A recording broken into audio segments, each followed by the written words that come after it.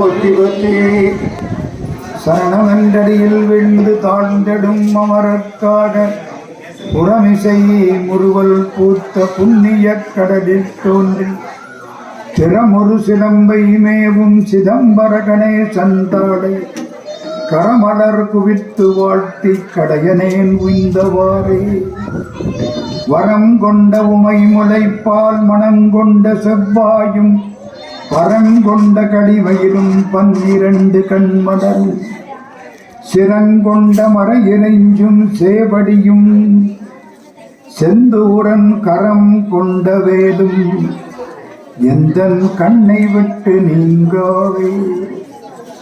அன்புக்கும் வணக்கத்திற்கும் மரியாதைக்கும் உரிய சான்றோர் பெருமக்களே, தாய்மார்களே, முருகன் அவர்களே, அன்புக்குரிய சோமசுந்தரம் செட்டியார் அவர்களே, கொண்டல் முருகேசனர் ஐயா அவர்களே, திரளான தாய்மார்களே, எல்லாருக்கும் வணக்கம். இன்னைக்கு நான் பேச போறது திருவாசகம்னு ஒரு நூல். இந்த திருவாசகம் ஆண்களுக்கான நூலா பெண்களுக்கான நூலா? முதல்ல ஒரு கேள்வி. என்னம்மா இது ஆண்களுக்காகவா பெண்களுக்காகவா? என்னம்மா சொல்றீங்க? தெரியுமா உங்களுக்கெல்லாம்? திருவாசகம் யார் யாருக்கு தெரியும்? சிவபுராணம் யாருக்காவது தெரியுமா? கையை தூக்குங்க. அடே அப்பா, பரவாயில்லையே பரவாயில்லையே. திருவாசகம் மொத்தம் எத்தனை பாட்டு? 658 பாட்டு, 51 பதிகம், 658 பாட்டு. இந்த சிவபுராணம்னு ஒன்று இருக்கா, அதுல 658ங்கிறதுக்கு அடையாளம் இருக்கு. நமசிவாய வாழ்க, நாதன் தாழ் வாழ்க, இமைப்பொழுதும் என் நெஞ்சில் நீங்காதான் தாழ் வாழ்க, கோகடி ஆண்ட குருமனிதன் தாழ் வாழ்க, ஆகமம் ஆகி நின்று அன்னிப்பான் தாழ் வாழ்க, ஏகன் அநேகன் இறைவன் அடி வாழ்க. எத்தனை வாழ்க? 6 வாழ்க. வேகம் கெடுத்தாண்ட வேந்தனடி வெல்க, பிறப்பருக்கும் பிஞ்சகந்தன் பெய்கடல்கள் வெல்க, புறத்தார்க்கு சேயோந்தன் பூங்கடல்கள் வெல்க, கரங்குவிவார் உள்மகிழும் கோன்கடல்கள் வெல்க, சிறங்குவிவார் ஓங்குவிக்கும் சீரோன் கடல் வெல்க. எத்தனை வெல்க? ஈசனடி போற்றி, எந்தை அடி போற்றி, தேசனடி போற்றி, சிவன் சேவடி போற்றி, நேயத்தே நின்ற நிமலனடி போற்றி, மாயப் பிறப்பருக்கும் மன்னனடி போற்றி, சீரார் பெருந்துரென தேவனடி போற்றி, ஆராத இன்பம் அருடுமலை போற்றி. எத்தனை போற்றி? 8 போற்றி.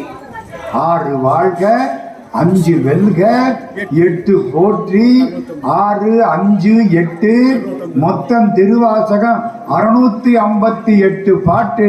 அப்படிங்கிறதுக்கு சிவபுராணத்தில் குறிப்பு. சிவபுராணம் திருவாசகம் ஆண்களுக்கானதா பெண்களுக்கானதா?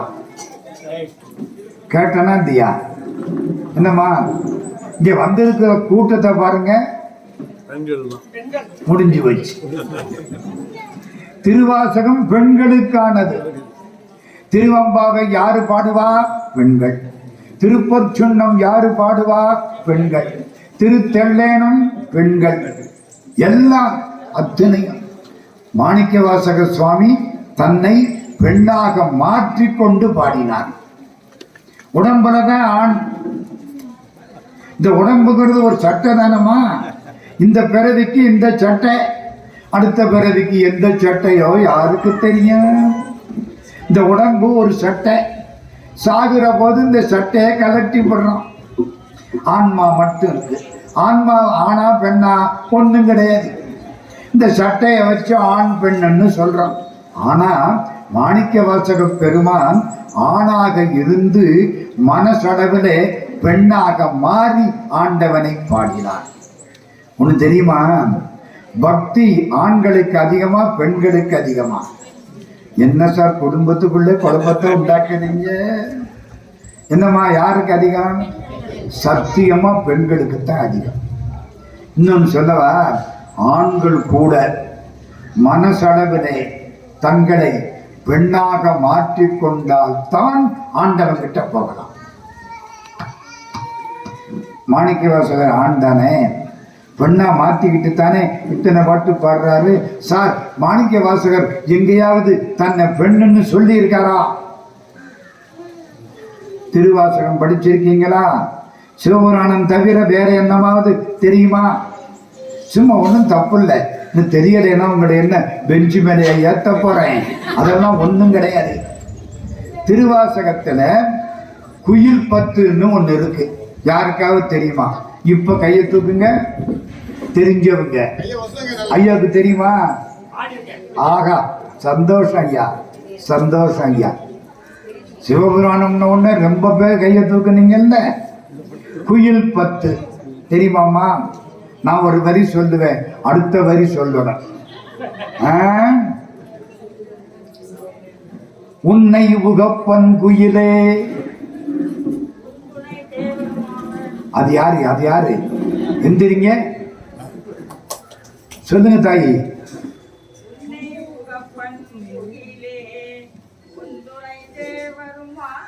உன் துணை தோழியும் அவன். என்ன?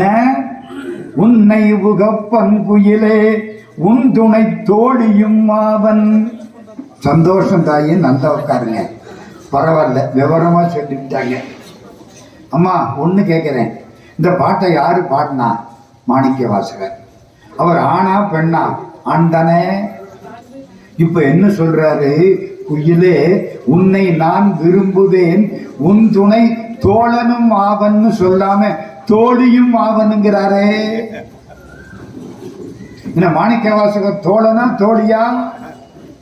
என்னம்மா இந்த பாட்டு இருக்குல்ல, இந்த அந்த அம்மா தான் சொன்னாங்க. மாணிக்கவாசகர் தன்னை தோழின்னு சொல்றாருன்னா அவர் என்னவா மாறிட்டாரு? பெண்ணா மாறி போயிட்டாருமா. உன்னை உகப்பன் குயிலே, உன் துணை தோழியும் அவன். அப்போ மாணிக்கவாசகர் மனசளவிலே பெண்ணாக மாறினார். ஏன் சார் திருவாசகம் என்ன, அதுக்கு என்ன அவ்வளவு மரியாதை? ஒன்னு சொல்லவா? கோயில்ல சிவலிங்கத்தை வச்சு திருவாசகத்தையே வச்சு கும்பிடுறது பழக்கம். சிவலிங்கத்துக்கு பதிலா திருவாசகத்தை வச்சு கும்பிடுற பழக்கம் உண்டு. உங்களுக்கு எல்லாம் தெரியுமா? எங்க ஊர் தேவகோட்டை. ஐயா இப்ப சொன்னாரு, தேவகோட்டையில ஒரு குடும்பம். திருவாசகம் எத்தனை பாட்டுன்னு சொன்னேன்? மறக்க கூடாது. 658 பாட்டையும் தங்க ஏட்டில எழுதி வீட்டில பூஜை நடக்குது. நம்புறீங்களா? இவ்வளவு ஏடு, அத்தனை பாட்டு, ஒரு தப்பு கிடையாது. 658 திருவாசகம் ஒரு தப்பு கூட கிடையாது. பாடலிங்க ஆசாரின்னு ஒருத்தர் 1943 எழுதியிருக்க. எதை வச்சு? எழுத்தாணிய வச்சு பொறிச்சிருக்க. தங்க ஏடு அற்புதமா இருக்கு. என்ன சார் பார்த்தாப்பல சொல்றீங்க?